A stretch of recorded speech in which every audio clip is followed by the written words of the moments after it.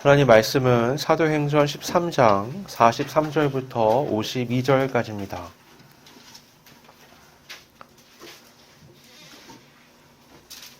사도행전 13장 43절부터 52절까지입니다. 봉독하겠습니다.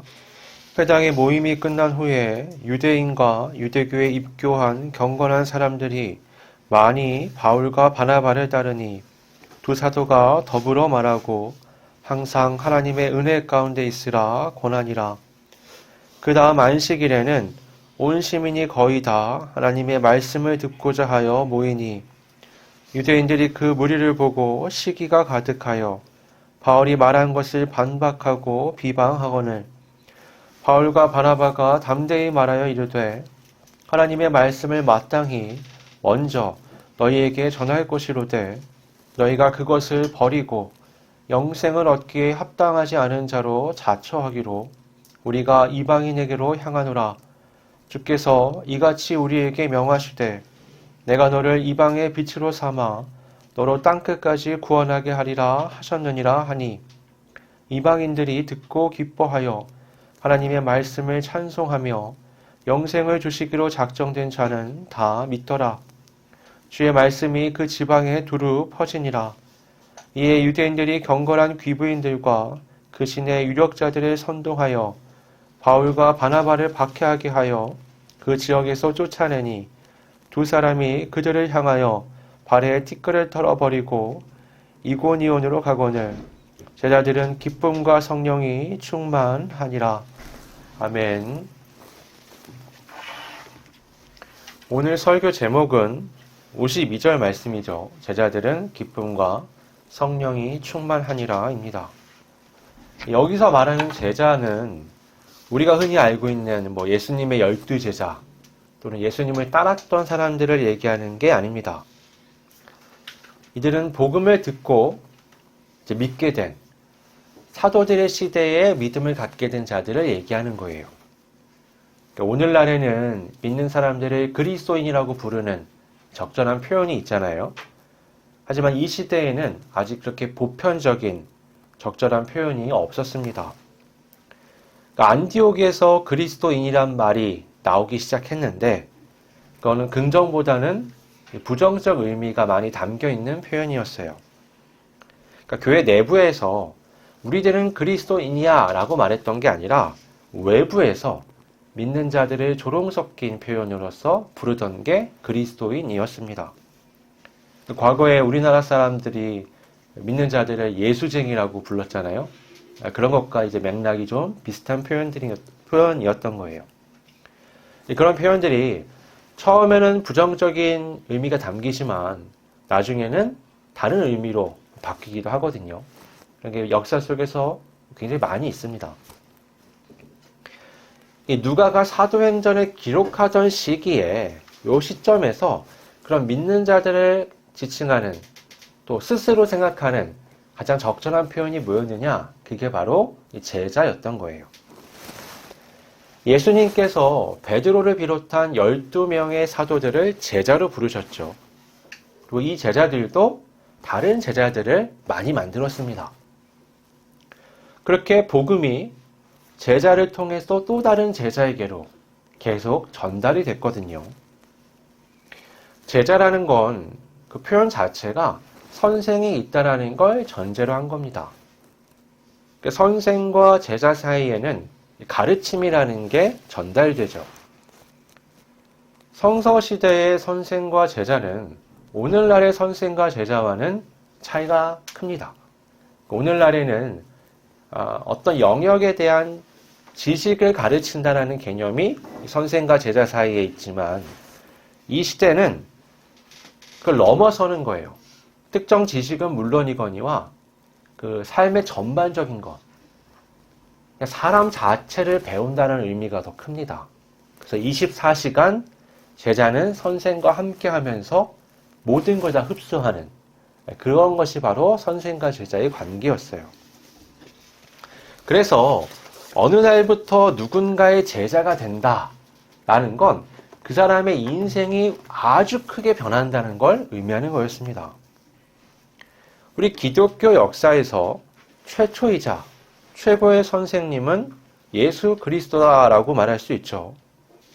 그 전에서 선지자들이 여럿 있었고 또 율법이 있었지만 오늘날 그리스도인들이 갖고 있는 이런 말씀과 삶을 바라보는 관점은 예수님에게서부터 본격적으로 시작되었다라고 말할 수 있는 거예요. 제자들을 통해서 계속 이어지는 그 가치관이 우리에게까지도 주어진 거죠. 그 역사의 흐름의 한 부분이 오늘 본문에 있는 겁니다. 비시디아 안디옥에도 제자들이 생겨난 거예요. 이 본문에서 제자들과 구분되는, 어떻게 보면 반대되는 명칭이 유대인들입니다.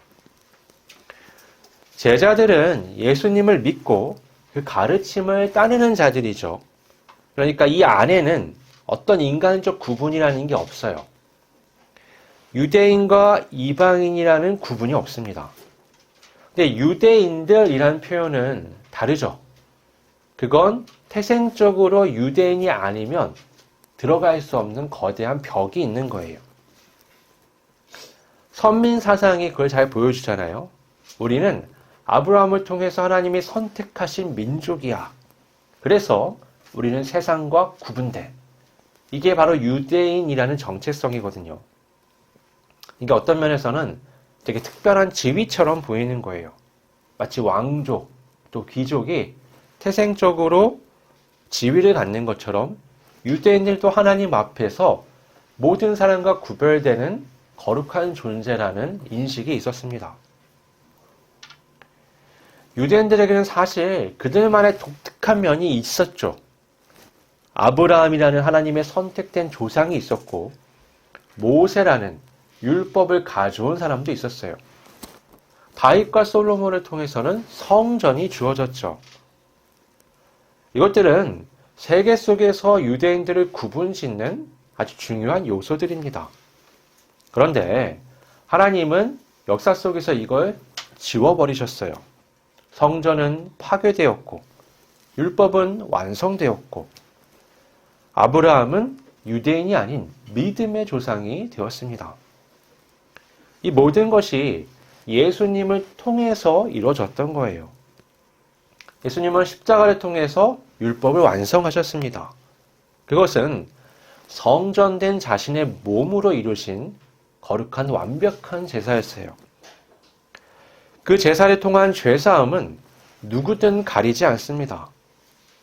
누구든 그 사실을 믿는 사람은 하나님의 자녀가 되었고 공통된 믿음의 조상 아브라함의 후손이 되었습니다. 근데 바로 이 지점에서 큰 충돌이 있을 수밖에 없어요. 오늘 본문은 그 충돌이 나타난 사건입니다. 비시디아 안디옥의 회당에서 복음을 전한 바울과 바나바는 그 다음 안식일에도 회당에서 말을 할 수 있는 기회를 얻었어요. 그리고 일주일 사이에 많은 사람들이, 그러니까 유대인들과 유대교에 입교한 이방인들이 바울과 바나바를 따랐습니다. 다음 안식일이 되었을 때 이게 얼마나 많이 퍼졌는지 그 지역에 있는 거의 모든 시민이 바울과 바나바의 얘기를 듣기 위해서 회당에 모였다고 해요. 일주일 만의 일이죠. 이 과정을 유대인들이 본 겁니다. 이 유대인들은 바울과 바나바를 따랐던 유대인들과는 구분되는, 복음을 받아들이지 않는 유대인들이에요. 이들은 여전히 아브라함과 모세의 율법과 성전의 가치를 지키는 자들입니다. 45절을 보면 이들이 시기가 가득했다라고 말씀해요. 여기서 시기는 원어로 젤로스라는 단어인데 열정, 열심, 질투, 경쟁, 시기, 열렬한 마음과 같은 우리의 말로 번역이 가능한 겁니다. 그래서 이거를 단지 우리식의 표현으로 시기가 가득했다라고만 말하기에는 조금 부족해요. 이들의 시기는 질투에 가까운 게 아니라요, 또 하나님에 대한 열심의 바탕을 둔 분노에 가깝다고 말할 수 있는 겁니다. 유대인들은 하나님을 향한 아주 굉장한 열심이 있는 사람들이죠. 그 선민이라는 자부심은 그들의 헌신과 노력에 기반을 둔 겁니다. 율법에 1.1획도 소홀히 않겠다는, 자신의 전생을 거쳐서 그것을 지키겠다는 노력이 있는 거예요. 어릴 때부터 혹독하리만큼 말씀을 공부하고 말씀을 지키는 삶을 사는 겁니다. 이방인들에 대해서 할례 받지 못한 자들이라고 무시하는 건 그만큼 자신들에 대한 어떤 자부심이 크다라고 말할 수 있는 거예요. 그런 그들의 눈에 지금 바울이 선포하고 있는 이 복음이 어떻게 비춰졌을까요? 복음은 뭐라고 말하죠? 오직 믿음으로 구원을 받는다라고 말씀해요. 하나님께서 예수 그리스도를 통해서 모든 조건을 충족시키시고 그 소식을 듣는 사람이 회개하고 믿기만 하면 누구든 용서하시고 누구든 구원하시며 누구에게든 영생을 주신다는 게 복음이에요. 이건 유대인들의 입장에서 보면 받아들이기가 굉장히 어려운 거죠. 민족적인 차원에서 수천 년 동안, 개인의 차원에서는 평생을 거쳐서 하나님 앞에 쌓아 올린 게 있는 거예요. 그런데 전혀 없는 이방인들과 우리가 똑같은 울타리 안에 들어간다는 게 용납이 안 되는 겁니다. 율법에 든 의분이 그들의 시기라고 말할 수 있는 거예요. 그래서 바울이 그 다음 안식일에 복음을 전할 때 껌껌이 방해를 합니다. 말 끝날 때마다 반박하고 비방하는 거죠. 그들에 대해 바울과 바나바가 46절에 이렇게 말합니다. 하나님의 말씀을 마땅히 먼저 너희에게 전할 것이로되 너희가 그것을 버리고 영생을 얻기에 합당하지 않은 자로 자처하기로 우리가 이방인에게로 향하노라.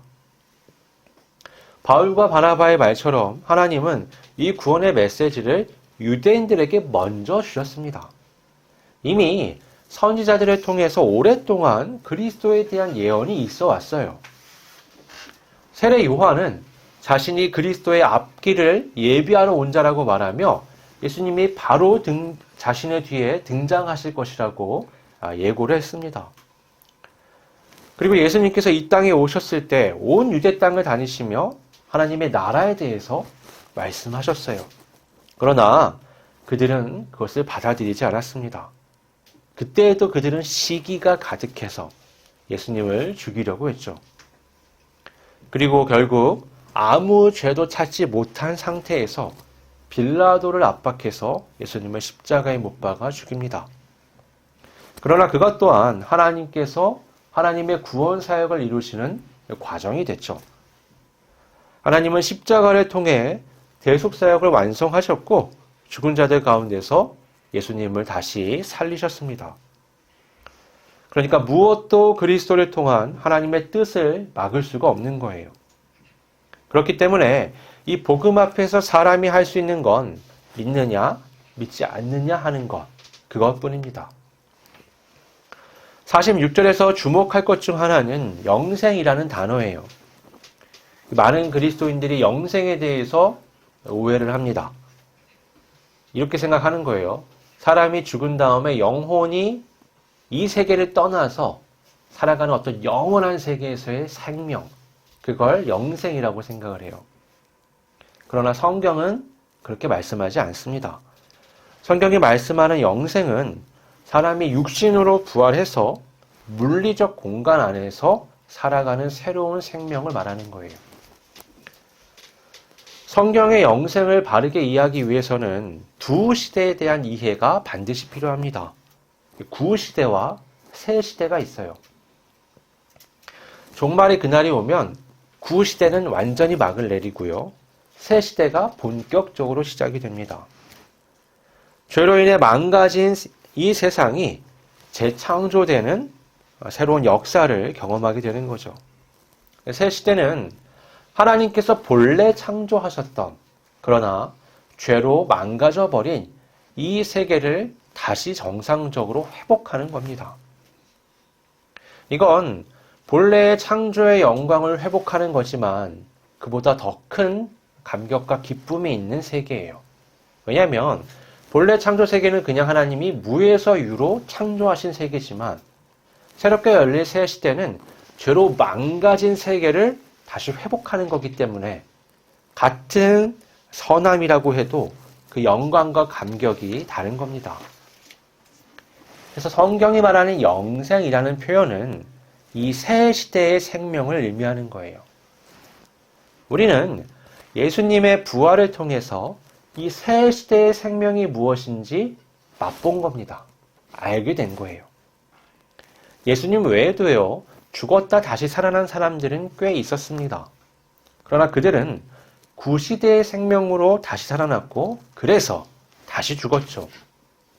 구시대의 생명은 결국에는 죽음을 이기지 못합니다.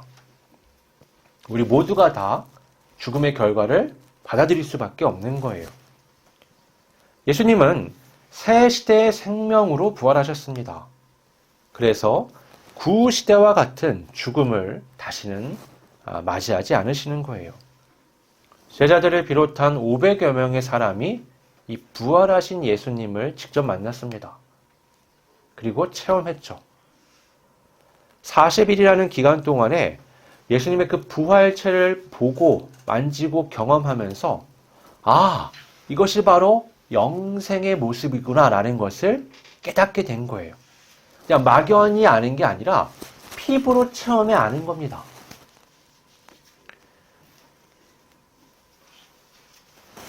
이전까지 그들은 이스라엘 나라의 회복, 꼭 이스라엘이 이 세계 속에서 다시 일어나서 굳건하게 서는 게 하나님 나라다라고 생각을 해서 했었어요. 그런데 예수님께서 오신 거예요.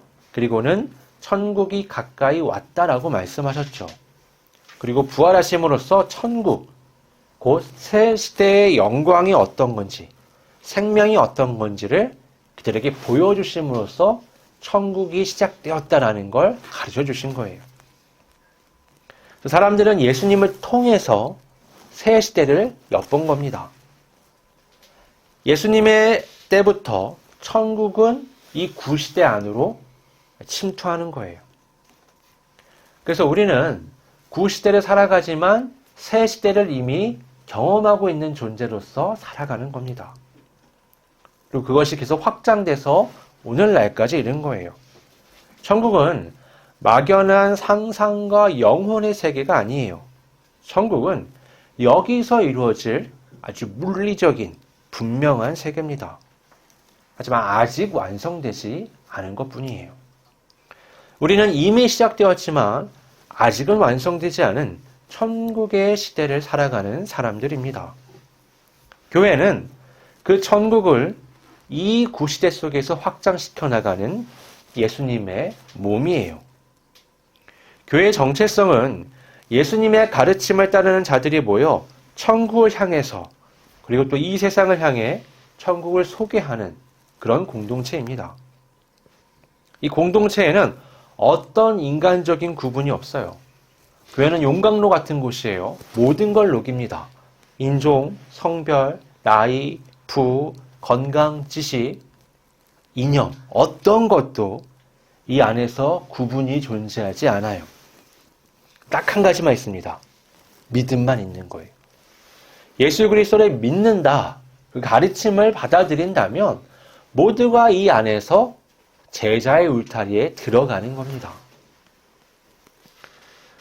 오늘 본문의 유대인들의 반응은 예수님께서 비유로 말씀하셨던 포도원 이야기가 떠오르게 해요. 마태복음 20장에 그 내용이 있는데요. 포도원 주인이 아침 9시에 광장에 나가서 일꾼들을 부릅니다. 일당은 한 데나리온이죠. 이 주인은 좀 이상해요. 일꾼들을 데려다가 포도원에서 일을 시켜놓고 12시에 또 나가요. 아직 일을 못 구한 사람들이 있잖아요. 그 사람들에게도 한 데나리온을 약속하고 데려다가 씁니다. 근데 거기서 멈추지 않아요. 오후 3시에도 가서 데려오고요. 마지막으로는 오후 5시에 가서 남아있는 마지막 사람들을 데리고 옵니다. 그럼 일은 몇 시부터 몇 시까지 하는 거냐? 원래 9시부터 6시까지예요. 늦게 온다고 더 오래 일하는 게 아니란 말이죠. 그러니까 어떤 사람은 9시간을 일하고 어떤 사람은 1시간만 일하는 일이 생겨나는 거예요. 이 주인이요, 종들을 시켜서 품삯을 줄 때는요, 왔던 순서의 역으로 줍니다. 그러니까 1시간 일한 사람부터 품삯을 줘서 마지막에는 9시간 일한 사람들에게도 주는 거예요. 9시간 일한 사람들은 맨 뒤에 있잖아요. 이렇게 보는데 앞에 1시간 일한 사람, 3시간 일한 사람들이 다 한 데나리온을 받는 거예요. 갑자기 부풀어 오릅니다. 아, 저 사람들이 한 데나리온을 받으면 나는 9배나 일했는데, 나는 3배나 일했는데 당연히 나는 더 주겠지. 근데요, 내 손에는 한 데나리온만 떨어지는 거예요. 화가 납니다. 그 앞에 서서 항의하기 시작하죠. 아니, 우리는요, 땡볕에서 이렇게 오랫동안 힘들게 일했는데 왜 내가 저 사람들하고 똑같이 한 데나리온을 받아야 합니까? 주인이 얘기해요.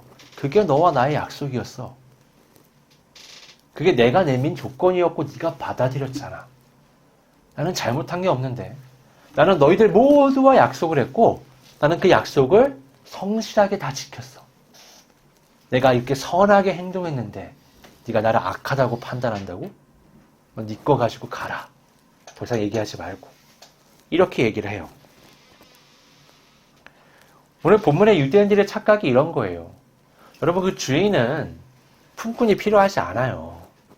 품꾼이 정말 필요하면 아침에 들어다가 따뜻 시간을 채워서 일을 시켰겠죠. 품꾼이 포도원을 연 건 품삯을 주기 위해서예요. 그러니까 포도원 때문에 품꾼을 데려온 게 아니라요. 이 품꾼들을 챙겨주려고 포도원을 연 거예요. 그래서 품꾼들을 데려다가 품삯을 주는 겁니다. 근데 이 품꾼의 입장에서 보니까 어때요? 나 그렇게 열심히 일했는데 왜 이것밖에 안 줘? 근데 주인은요, 은혜를 베푼 거예요. 그 광장에 있는 사람들, 주인이 그냥 나는 뭐 일꾼이 필요 없으니까 포도원 문 닫아야지라고 하면 아무도 돈을 받을 수가 없어요. 주인이 은혜를 베풀었기 때문에 모두가 데나리온을 받았던 겁니다. 오늘 본문의 유대인들의 착각이 그런 거예요. 자기들은 그렇게 힘들게, 그렇게 어렵게, 그렇게 열심으로, 그렇게 긴 시간 동안 이렇게 하나님 앞에 충성했는데 왜 저 사람들과 우리가 똑같은 취급을 받아야 돼? 라고 말하는 거예요. 왜 내게 더 없어? 라고 요구하는 거죠. 오직 예수 그리스도를 통해서만 똑같은 구원을 얻는 거예요. 그 안에서 하나님의 한 은혜와 한 사랑을 경험하는 겁니다. 유대인들에게 이게 먼저 들려졌어요. 얘기하잖아요. 야, 너희가 그것을 버리고 영생을 얻기에 합당하지 않은 자로 자처하기로 우리가 이방인에게로 향하노라. 너희가 스스로 그렇게 너희의 포지션을 두고 영생을 버렸으니까, 새 시대의 삶을 거부했으니까 우리는 이방인에게로 이제 갈 수밖에 없어 라고 얘기하는 겁니다. 그들이 구원받지 못한 이유는 하나님이 아닌 그들 자신에게 있습니다. 그들이 하나님의 구원 계획을 거부했어요. 이 구원을 받아들이고 기뻐하는 사람들은 이방인들이었습니다. 48절은 이렇게 말씀합니다. 이방인들이 듣고 기뻐하여 하나님의 말씀을 찬송하며 영생을 주시기로 작정된 자는 다 믿더라. 모든 인류를 위한 영생을 먼저 받은 유대인들은 거부했고 나중에 받은 이방인들은 받아들였습니다. 먼저 된 자가 나중되고 나중된 자가 먼저 되는 거죠. 그리고 그 울타리 안에 들어가면 유대인이든 이방인이든 모든 사람이 다 제자가 되었어요. 인간적 구분이 없어지는 거죠.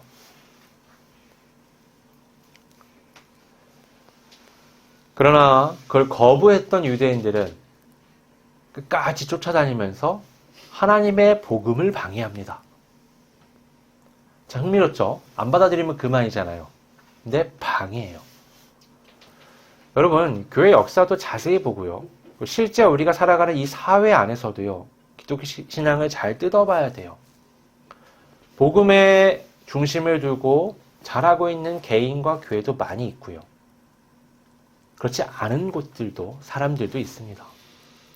그냥 안 하는 게 아니라 방해하죠. 거부하고요. 망치려고 합니다. 왜냐하면 그들은 새 시대에 소망이 없기 때문에 그래요. 여기에 소망이 있는 거예요. 여기서 보여지는 것, 대단한 것, 평가받는 것에 중심을 두는 겁니다. 결이 너무 안 맞는 거죠. 그들은 끝까지 바울과 바나바를 방해하는데 어떻게 하느냐? 그 지역의 유지들, 유력자들을 동원해서 물리적으로 쫓아내는 거예요. 바울과 바나바는 예수님의 가르침처럼 신발을 털어버립니다. 그리고 어떻게 해요? 다른 곳을 향해 복음을 가지고 떠나죠.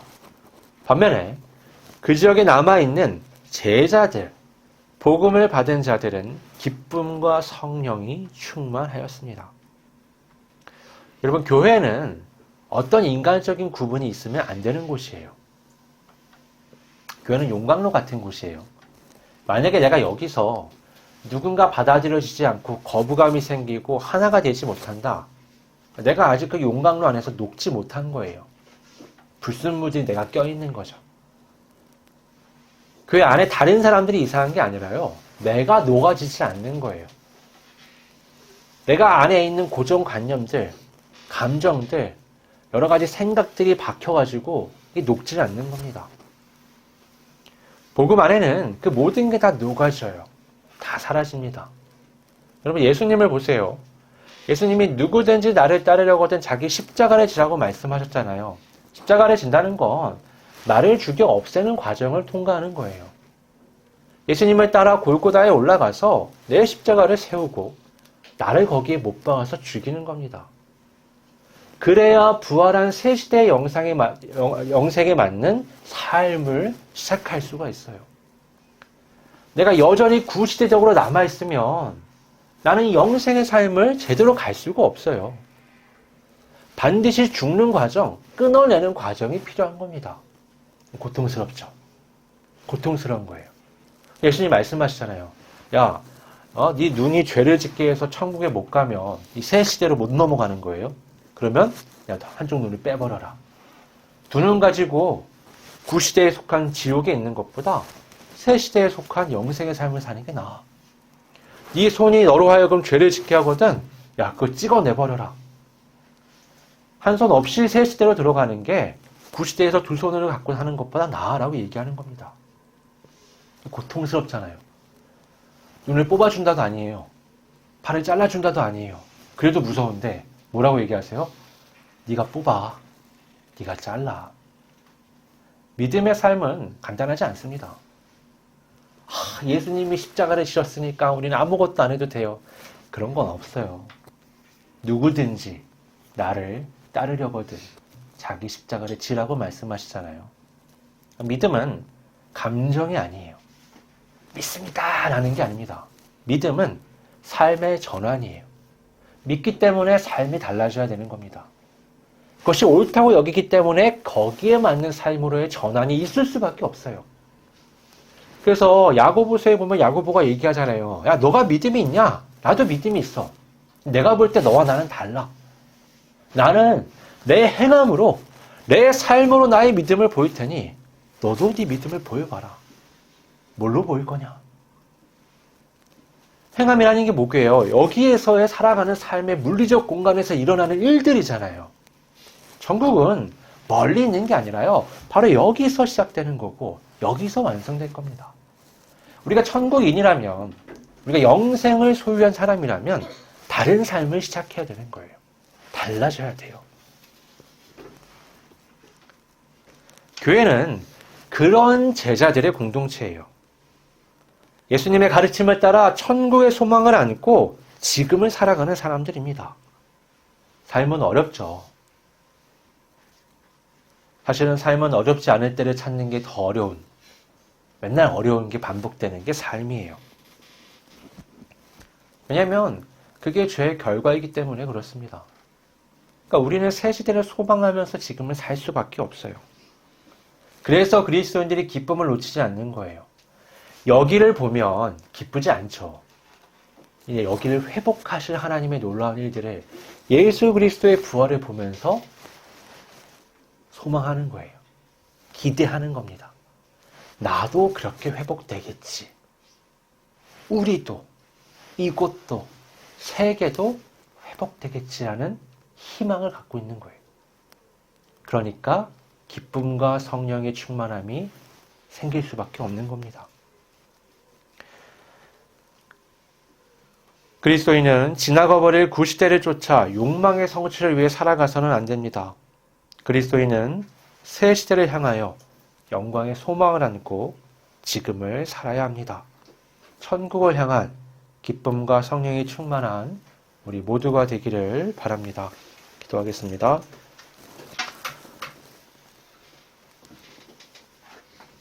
아버지 하나님, 이 세상에 중요한 일이 참 많고 어려운 일도 많고 우리가 고민하고 이겨내고 해결하고 성취해야 하는 것들도 참 많이 있습니다.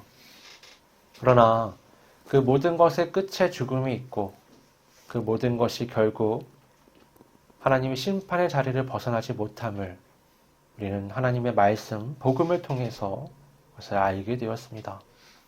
복음을 들은 사람처럼 우리 주 예수 그리스도를 믿는 사람처럼 이 시대를 살아가지만 이 시대에만 열정을 갖는 사람이 아니라 넘어 이 시대에 펼쳐질 이 세계에 완성될 하나님의 나라를 바라보며 말씀의 기반을 둔 천국의 소망을 둔 기쁨과 성령이 충만한 믿음의 삶을 살 수 있도록 우리 모두를 붙잡아 주시고 인도하여 주시옵소서. 거룩하신 예수님의 이름으로 기도드립니다. 아멘.